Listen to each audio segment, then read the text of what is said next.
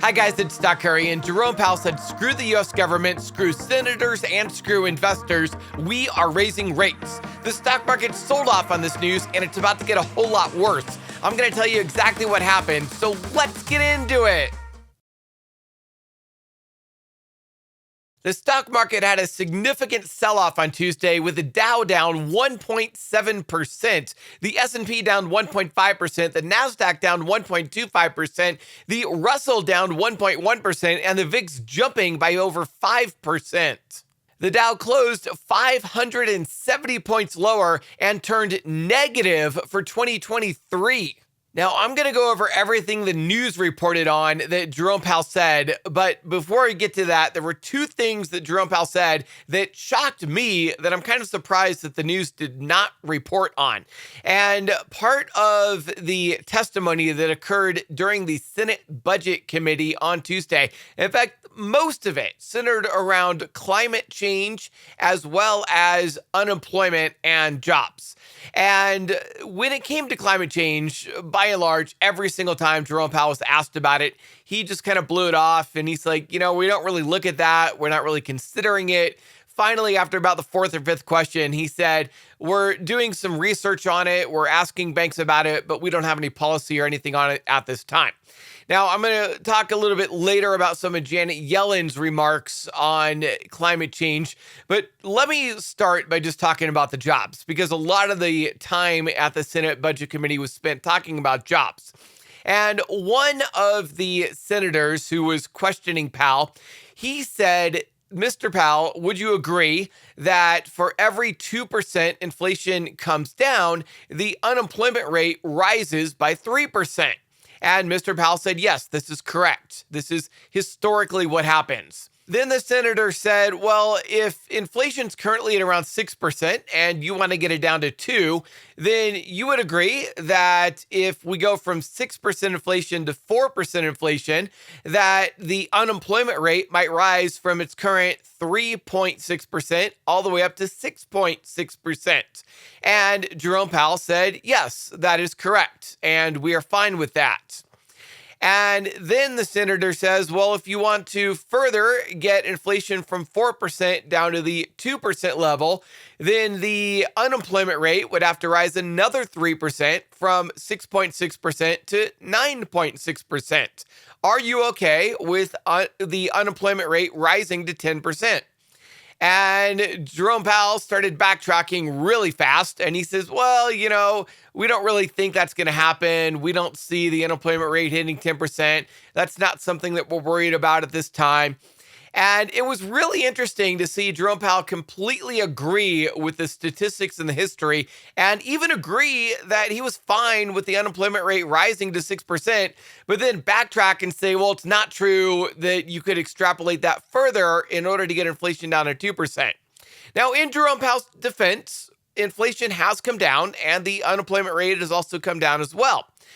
But the math is still there that inflation getting that down would cause the unemployment rate to rise historically. And the fact of the matter is, every single time we've had high inflation and the Fed has raised interest rates, it has caused a recession.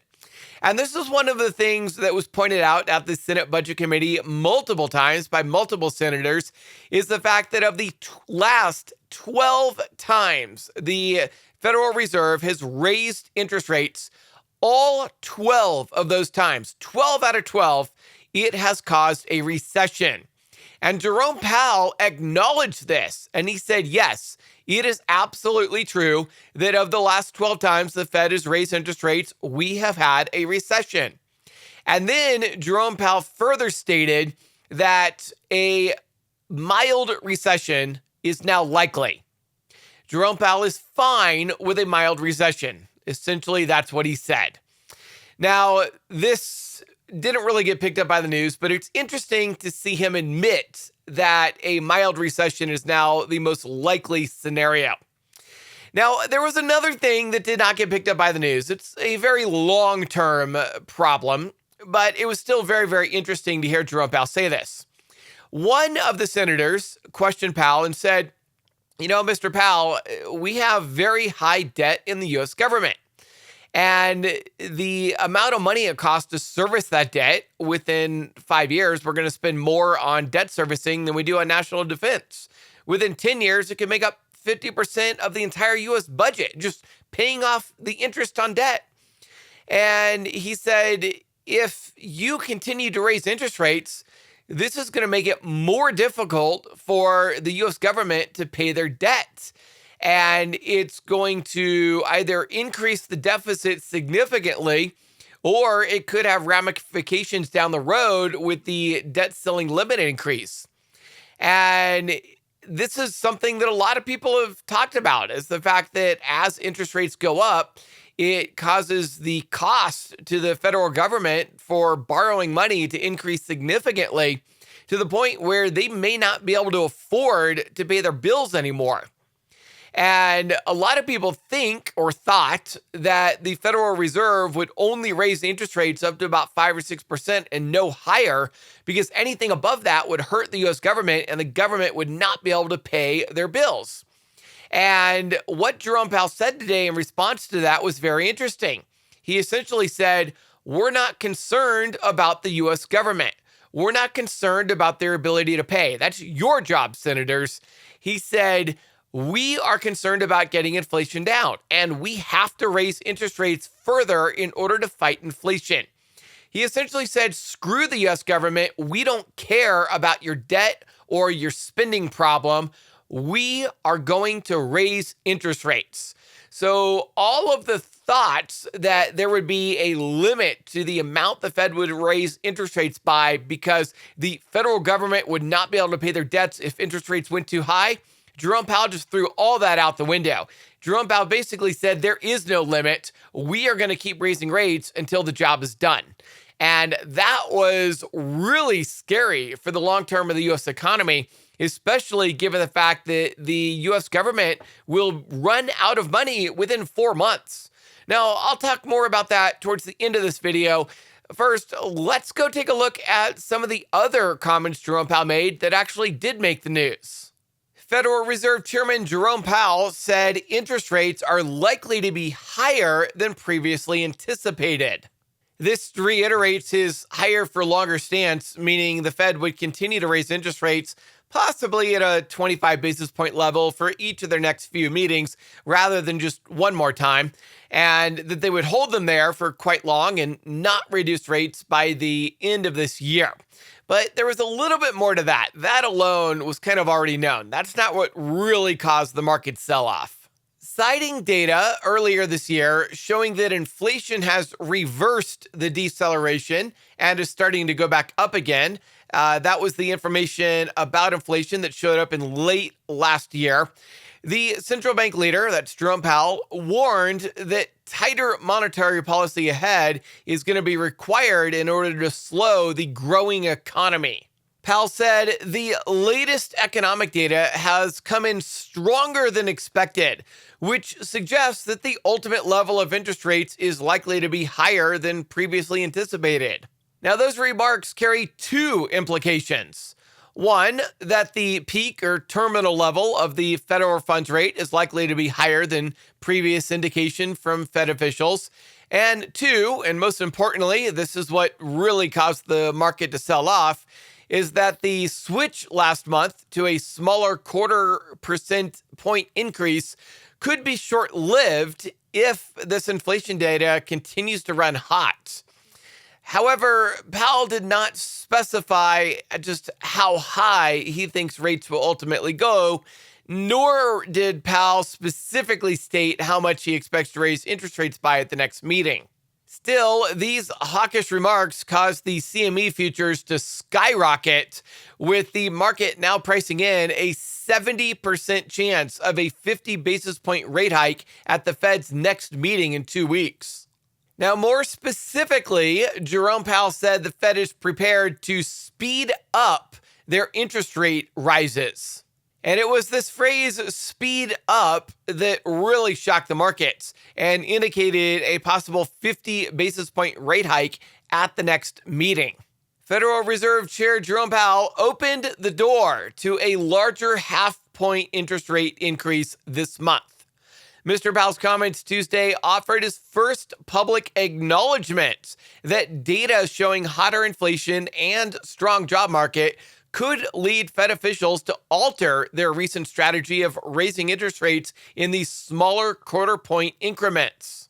The fact that Jerome Powell has actually acknowledged that inflation is starting to go up and has acknowledged that the labor market is stronger than expected and further indicated that they might raise interest rates higher and faster than previously thought. All of this is what caused the stock market to sell off on Tuesday. In making their next rate decision at their meeting in 2 weeks, Mr. Powell suggested officials would pay close attention to Friday's government report on jobs and February hiring, as well as next week's report on inflation. That's the February CPI. Mr. Powell said, "We're looking at a reversal, really, of what we thought we were seeing to some extent." Jerome Powell acknowledged that inflation has reversed and started to go back up, and this is really concerning the Fed. So at this point, it looks like that 50 basis point rate hike is far more likely. Now, as I said earlier, most of the Senate hearings focused on the labor market, and Senator Elizabeth Warren repeatedly pressed Mr. Powell to address the fact that an estimated 2 million workers might lose their jobs as the Fed tries to slow the economy. Mr. Powell had previously acknowledged that the unemployment rate would probably rise from the current 3.6% level up to about 6.6%. Mr. Powell responded saying, "Will working people be better off if we just walk away from our jobs and inflation remains at 5 or 6%? Remember that the Federal Reserve has a dual mandate. Their mandate is to keep inflation down while at the same time keeping the labor market strong." Mr. Powell made it very clear in today's Senate hearing that he feels like the economy, the job market, is way too tight and people need to lose their jobs in order to get inflation down. He essentially said, "No, I don't care about the 2 million workers who are going to lose their jobs. It's more important for the 200 million other Americans who have jobs to get inflation down to that 2% level." So Jerome Powell reiterated multiple times to multiple senator questions that he wants to cause a mild recession in order to get inflation down. Now, as fun as Tuesday was, we get to repeat it again on Wednesday. Mr. Powell is set to return to Capitol Hill Wednesday for a second day of hearings before a House committee. Now, those will be his last scheduled public remarks on interest rate policy and his final chance to shape market expectations before the Fed's next meeting. Fed officials begin their pre-meeting quiet period on Saturday. And that pretty much wraps up what Jerome Powell said on Tuesday. It was a very hawkish hearing, far more hawkish than almost anybody thought it was going to be. Jerome Powell really set the tone for a possible 50 basis point rate hike at the next meeting, and I don't think anybody saw that coming. Now, even though Jerome Powell ignored and brushed off every question on climate change, Treasury Secretary Janet Yellen warned that losses tied to climate change could cascade through the financial system. Essentially, what Janet Yellen was concerned about is that climate change could cause devastating hurricanes, fires, earthquakes, and cause numerous buildings to collapse and get destroyed, and that the amount of money spent to rebuild the infrastructure from the damaged buildings due to climate change would actually be far greater than if we just somehow addressed climate change at this time. Although it wasn't clear what the exact ways to address climate change would be.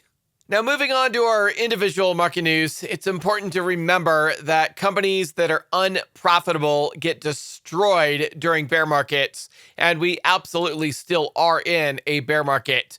Rivian shares fell as the EV maker looks to raise an additional $1.3 billion amid growing demand concerns. Rivian shares were down over 14% on the day. And in another sign that inflation is coming back stronger than expected, and it's not just in food, that inflation is coming back across the board, used vehicle prices are now rising at an unseasonably strong rate. Wholesale used vehicle prices increased 4.3% in February from January, making the largest increase between the 2 months since 2009, the last time we were in the great financial crisis. Used car prices are still down 7% from their highs, but they are trending back up towards those record levels. And another concern that could derail the markets is the fact that the U.S. and China relations have been getting worse. China's foreign minister said ties with the U.S. risk going off the rails. The United States is trying to put numerous demands on China, including staying away from Taiwan and not providing weapons to Russia. The U.S. doesn't even want China to have a relationship with Russia, and the U.S. is trying to force China into their worldview. China's not having any of it, and if U.S.-China relations continue to deteriorate, this could be really bad news for any companies that operate out of China, including Apple and Tesla. And another thing to keep our eyes on is the fact that the U.S. could be 4 months away from a potentially disastrous debt ceiling breach. Nobody is negotiating over how to fix it. As I stated earlier in this video, the U.S. government is about 4 months away from running out of money unless Congress is able to raise the debt limit. Now, the Congress has always raised the debt limit. They have never failed to do so. But if they get very close to the deadline or even past the deadline, the U.S. government would shut down. That alone would cause the stock market to go down. But more importantly, we could end up in a situation where we are unable to pay some of our bills if Congress is too late in raising the debt limit. That has never happened in the United States before, but if it does happen, it could be disastrous. Jerome Powell said he sees long-term damage if the U.S. debt ceiling is not raised. So that's everything that's going on. Let's get ready for another volatile week ahead, as on Wednesday, Jerome Powell speaks again, this time to Congress and the House. And then on Friday, we get the jobs report, which will have a significant impact on the markets. And then next week, we get CPI. And then the week after, we have the Fed meeting. It's going to be a wild and crazy week. I have no idea what's going to happen in the markets, but the bullishness from Thursday and Friday last week does not seem like it is wanting to last. The market looks like it just wants to keep going down over fears of what Jerome Powell is going to do. Of course, we'll find out for sure in about 2 weeks, so stay tuned.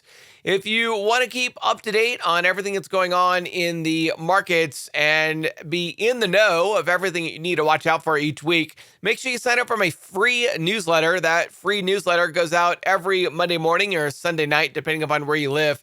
You can sign up for the free newsletter at stockcurry.vip/newsletter. That's stockcurry.vip/newsletter. If you got a lot out of this video, then be a good friend and share this video with your friends and family so that they will know what's going on in the markets as well. And don't forget to hit the like button and subscribe. And if you missed yesterday's video where I gave a little bit of preparation about what Jerome Powell said, but also gave some individual stock picks and some of the individual stock news and some trade ideas for this week, make sure you watch the last video that I uploaded here.